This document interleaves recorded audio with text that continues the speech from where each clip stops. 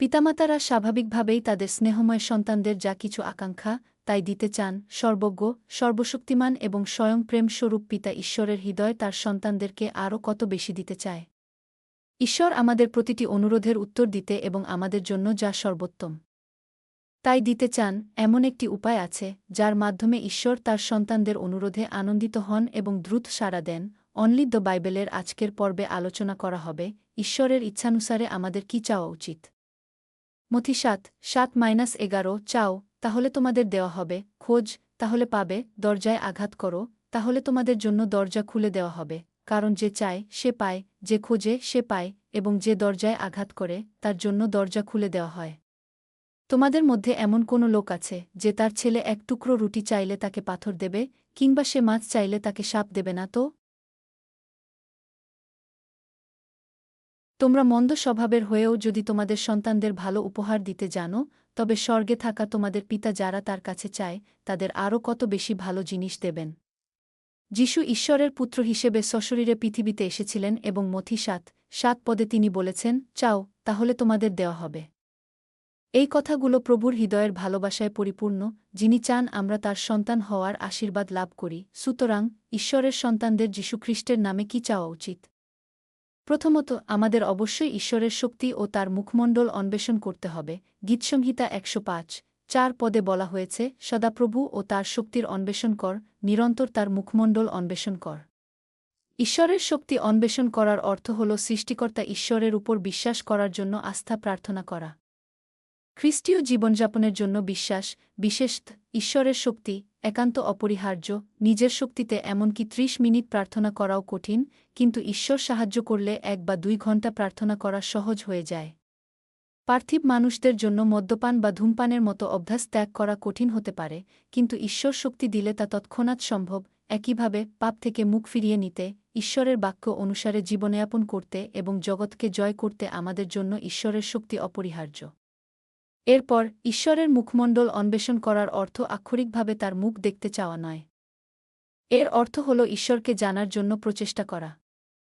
ঈশ্বরের সান্নিধ্য অন্বেষণ করার অর্থ হল যীশুখ্রিস্টকে গ্রহণ করা, বাইবেলের 66টি পুস্তক পড়া ও বোঝা, উপাসনায় যোগদান করা এবং ঈশ্বর কেন আমাদের পিতা ও তার বাক্যই কেন ঈশ্বর তা জানা। দ্বিতীয়ত, আমাদের অবশ্যই ঈশ্বরের রাজ্য ও তার ধার্মিকতা অন্বেষণ করতে হবে। মথি 6:33 পদে যীশু প্রতিজ্ঞা করেছিলেন, কিন্তু তোমরা প্রথমে তার রাজ্য ও তার ধার্মিকতা অন্বেষণ কর, তাহলে এই সমস্ত জিনিস তোমাদের দেওয়া হবে। ঈশ্বরের রাজ্য অন্বেষণ করার অর্থ কী? এর অর্থ হল আত্মার পরিত্রাণের জন্য, সকল মানুষ যেন ঈশ্বরের সন্তান হতে পারে তার জন্য এবং বিশ্বব্যাপী সুসমাচার প্রচারের জন্য প্রার্থনা করা। ঈশ্বরের ধার্মিকতা অন্বেষণ করার অর্থ হল পবিত্র হওয়ার জন্য প্রার্থনা করা এবং ঈশ্বরের পবিত্রতার অনুরূপ হওয়ার জন্য সচেষ্ট হওয়া। যখন আমরা পাপ থেকে মুখ ফিরিয়ে নিই, সত্যের পথে চলি এবং পবিত্রতার অন্বেষণ করি, তখন আমরা ঈশ্বরের ধার্মিকতা পূর্ণ করি।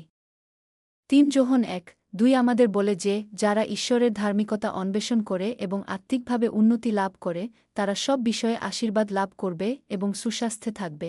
একজন জ্ঞানী বিশ্বাসীর প্রথমে পবিত্রতার জন্য আকাঙ্ক্ষা ও চেষ্টা করা উচিত। তৃতীয়ত, ঈশ্বরের রাজ্যের কর্মী হিসেবে আমাদের দায়িত্ব পালনের চেষ্টা করতে হবে।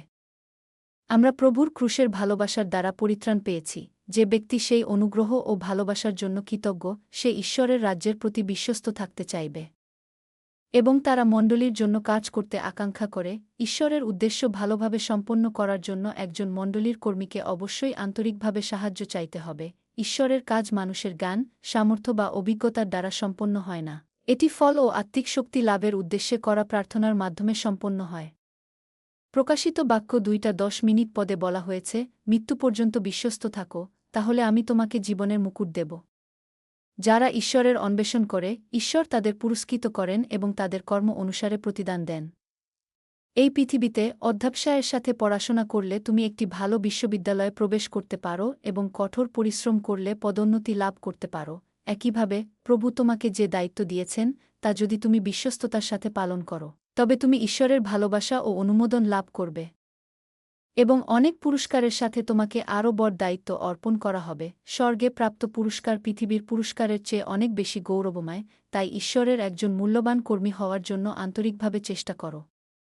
চতুর্থত, আমাদের অবশ্যই দৈনন্দিন খাদ্যের জন্য প্রার্থনা করতে হবে। এর অর্থ হল জীবনের জন্য প্রয়োজনীয় সামগ্রী, যেমন খাদ্য, বস্ত্র এবং বাসস্থানের জন্য প্রার্থনা করা। ঈশ্বরের রাজ্যের জন্য সেগুলোকে প্রচুর পরিমাণে ব্যবহার করার উদ্দেশ্যে আমাদের দৈনন্দিন প্রয়োজন।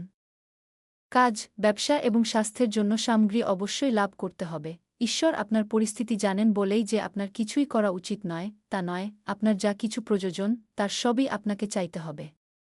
কিন্তু এমন সময়ও আসে যখন চাওয়া সত্ত্বেও আপনি কিছু পান না। যাকোব 4:3 পদে লেখা আছে, তোমরা যাচনা কর, কিন্তু পাও না, কারণ তোমরা ভুল উদ্দেশ্যে চাও, যেন তা নিজেদের ভোগবিলাসের জন্য খরচ করতে পারো।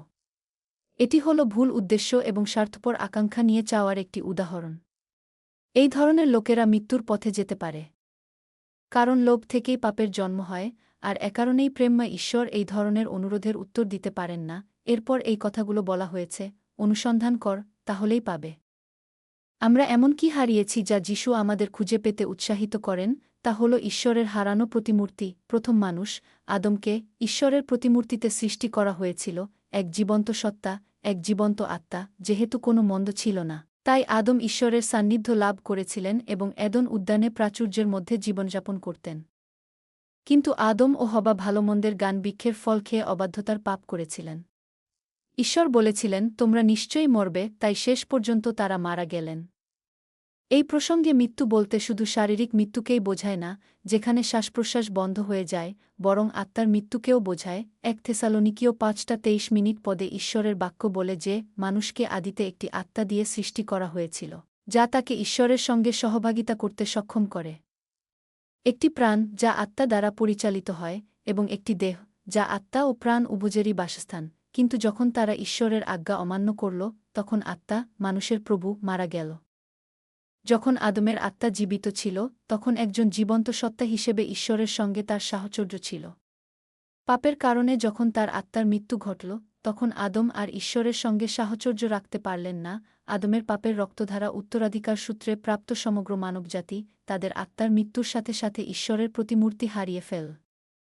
উপদেশক 3:18 পদে বলা হয়েছে যে আমরা পশুর মতো হয়ে গেলাম, শত্রু শয়তানের প্রভাবে স্বার্থপর ও অসার বিষয়ের পিছনে ছুটতে লাগলাম এবং কোনো উন্নত মর্যাদা ছাড়াই জীবনযাপন করতে লাগলাম। আমাদের প্রকৃত উদ্দেশ্য হারিয়ে এবং পাপে বসবাস করার পর, মানুষ হিসেবে সত্যিকার অর্থে বেঁচে থাকার জন্য আমাদের মৃত আত্মাকে পুনরুজ্জীবিত করা গুরুত্বপূর্ণ। তাহলে আমরা ঈশ্বরের হারানো মূর্তি পুনরুদ্ধার করতে পারি। মৃত আত্মাকে পুনরুজ্জীবিত করার জন্য আমাদের অবশ্যই যীশু খ্রিস্টকে গ্রহণ করতে হবে এবং পবিত্র আত্মাকে একটি উপহার হিসাবে গ্রহণ করতে হবে। পবিত্র আত্মা আমাদের হৃদয়ে আসে, আমাদের মৃত আত্মাকে পুনরুজ্জীবিত করে এবং আমাদেরকে সাহায্য করে অন্ধকারের কাজগুলিকে ফেলে দিতে যা ঈশ্বর ঘৃণা করেন। পবিত্র আত্মা যখন আমাদের মৃত আত্মাকে পুনরুজ্জীবিত করেন এবং আমরা সত্য অনুসারে জীবনযাপন করি, তখন আমরা আত্মিক মানুষ হিসেবে রূপান্তরিত হওয়ার প্রক্রিয়ার মধ্য দিয়ে যেতে পারি। এটি ঈশ্বরের হারানো প্রতিমূর্তি পুনরুদ্ধারের যাত্রা। এরপর এই কথাগুলো আসে, আঘাত করো, তাহলে তোমাদের জন্য তা খুলে দেওয়া হবে। প্রকাশিত বাক্য 3:20 পদে বলা হয়েছে, দেখ, আমি দরজার কাছে দাঁড়িয়ে আছি এবং আঘাত করছি। যদি কেউ আমার রব শুনে দরজা খোলে, তবে আমি তার কাছে প্রবেশ করব এবং তার সঙ্গে ভোজন করব, আর সেও আমার সঙ্গে ভোজন করবে। প্রভু যেমন বলেছেন, তিনি প্রথমে আমাদের হৃদয়ের দরজায় করাঘাত করেছেন, ঈশ্বর সুসমাচার প্রচারকদের মাধ্যমে, অন্যান্য পদ্ধতির মাধ্যমে, অথবা সমস্ত সৃষ্টিতে প্রকাশিত তার ঐশ্বরিক প্রকৃতি ও শক্তির মাধ্যমে আমাদেরকে যিশুকে ত্রাণকর্তা হিসেবে গ্রহণ করতে পরিচালিত করেছেন। এখন ঈশ্বরের হৃদয়ের দরজায় করাঘাত করার পালা আমাদের। যিশু যখন বলেন, করাও, তখন তিনি স্বর্গীয় দরজায় করাঘাত করার কথা বোঝান, যা হল ঈশ্বরের হৃদয়। আমরা কিভাবে ঈশ্বরের হৃদয়ের দরজায় করাঘাত করব? ঈশ্বরের হৃদয়ের দরজায় করাঘাত করার অর্থ হল তার বাক্য অনুসারে জীবনযাপন করা। 3 যোহন 1:4 পদে লেখা আছে, আমার সন্তানদের সত্যে জীবনযাপন করার কথা শুনতে পাওয়া আমার জন্য এর চেয়ে বড় আনন্দ আর কিছুই নয়। যখন কোনো সন্তান তার বাবা-মাকে খুশি করে, তখন বাবা-মায়েরা তাকে সবকিছু দিতে চান। যখন আমরা ঈশ্বরের বাক্য অনুসারে সত্যে জীবনযাপন করি, তখন ঈশ্বর অত্যন্ত সন্তুষ্ট হন এবং আমাদের উত্তর ও আশীর্বাদ দান করেন। ঈশ্বরের হৃদয়ের দরজা খোলার আরেকটি উপায় হল আন্তরিক অনুতাপ। যখন আমরা আমাদের অতীতের ভুলগুলোর জন্য সম্পূর্ণরূপে অনুতপ্ত হই এবং পরিবর্তিত হই, তখন ঈশ্বর সন্তুষ্ট হন। গীতসংহিতা 34:18 আমাদের বলে, সদাপ্রভু ভগ্নহৃদয়ের নিকটবর্তী এবং তিনি মনমরাদের রক্ষা করেন। আমাদের পুরনো জীবনধারার জন্য অনুতপ্ত হওয়া জরুরি। আমাদের উচিত আলোর পথে আরও বেশি চলার মাধ্যমে ঈশ্বরের হৃদয়ের দরজায় করাঘাত করার জন্য সচেষ্ট হওয়া। আমি প্রার্থনা করি, ঈশ্বর সেই উন্মুক্ত দরজার মধ্য দিয়ে যে উত্তর ও আশীর্বাদ দেন, তা আপনি সম্পূর্ণরূপে গ্রহণ ও উপভোগ করতে পারবেন। আমি তোমার জন্য প্রার্থনা করি, হে প্রিয় স্বর্গীয় পিতা, আজ আমরা আপনার হৃদয়ের দরজা খোলার এবং উত্তর ও আশীর্বাদ লাভের উপায় নিয়ে আলোচনা করেছি। কি চাইতে হবে, কি অন্বেষণ করতে হবে এবং কিসের জন্য দ্বারে আঘাত করতে হবে, তা নিয়েও আমরা আলোচনা করেছি। অতীতে আমরা কেবল আমাদের নিজেদের প্রয়োজন, খাদ্য, বস্ত্র এবং আশ্রয় খুঁজতাম, কিন্তু এখন যা আপনাকে আনন্দ দেয় তা অন্বেষণ করতে আমাদের সাহায্য করুন। আমরা যেন দ্রুত আপনার উত্তর ও আশীর্বাদ লাভ করতে পারি এবং আমাদের জীবনে আপনার উপস্থিতির মাধ্যমে আশীর্বাদপ্রাপ্ত খ্রিস্টান হতে পারি। আমি আমাদের প্রভু যীশু খ্রিস্টের নামে আপনাকে ধন্যবাদ জানাই ও প্রার্থনা করি। আমেন।